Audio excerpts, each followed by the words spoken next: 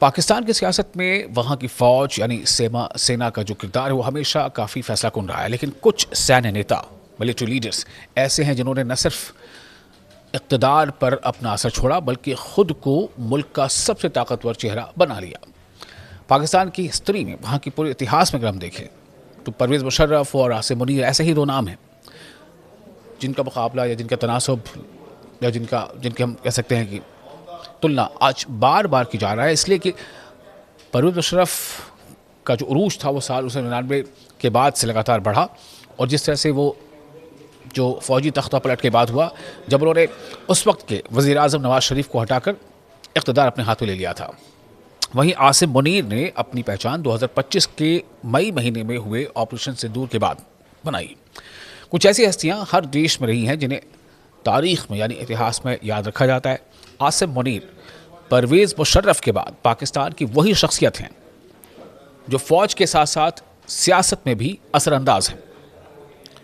परवेज़ मुशर्रफ ने प्रत्यक्ष तख्ता पलट के ज़रिए पहचान बनाई, यानी सीधे तौर पर जो दिख रहा था।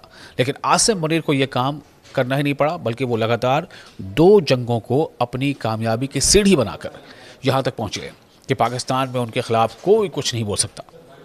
कैसा उनका सोचना है। पाकिस्तान में उन्हें सबसे ऊंचा मकाम दिया गया है और आज उनकी मुहर लगे बिना शायद ही कोई काम होता हो। तो परवेज़ मुशर्रफ ने जंगों से बनाई थी पहचान।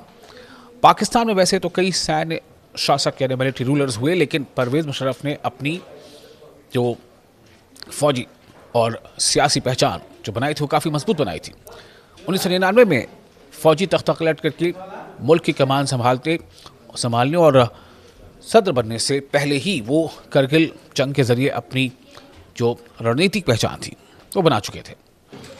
करगिल जंग भले ही पाकिस्तान के लिए सैन्य और कूटनीतिक रूप से नुकसानदेह रहा हो, लेकिन परवेज़ मुशर्रफ ने इसे अपने लिए एक मौके के तौर पर बनाया, उसे बदला और फ़ौज के अंदर अपनी पकड़ मजबूत कर ली। इसके बाद 2001 में अफ़गानिस्तान की जंग ने परवेज़ मुशर्रफ के पोजीशन को बैनुल-अक़वामी सतह पर यानी इंटरनेशनल लेवल पर और मजबूत किया। उन्होंने अमेरिका को पाकिस्तान में सैन्य ठिकाने इस्तेमाल करने की अनुमति दी और तालिबान के ख़िलाफ़ जंग में सहयोगी बन गए। इससे उन्हें वाशिंगटन की हिमायत मिली और वो लंबे वक्त तक इक़्तिदार में बने रहे। अब सवाल ये पैदा होता है कि आसिम मुनीर को जिस तरह से किसी भी छोटे बड़े मौके पर या किसी भी ऐसे ख़ास से मौके पर जब अमेरिका को शायद ज़रूरत पड़ती है तो शहबाज शरीफ की चर्चा कम होती है, आसिम मुनीर की ज़्यादा होती है। तो इसलिए अब इस बात की चर्चा भी हो रही है कि क्या शहबाज शरीफ ने वही काम किया है या कर रहे हैं जो परवेज़ मुशर्रफ ने किया था, बस इनके करने का अंदाज़ अलग है, तरीक़ा अलग है।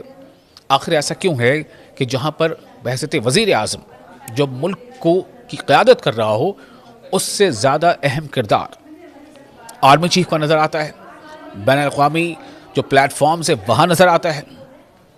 ये एक ऐसा सवाल है जो कहीं न कहीं पाकिस्तान में बदलते सियासत को एक और नए मकाम तक पहुंचा रहा है।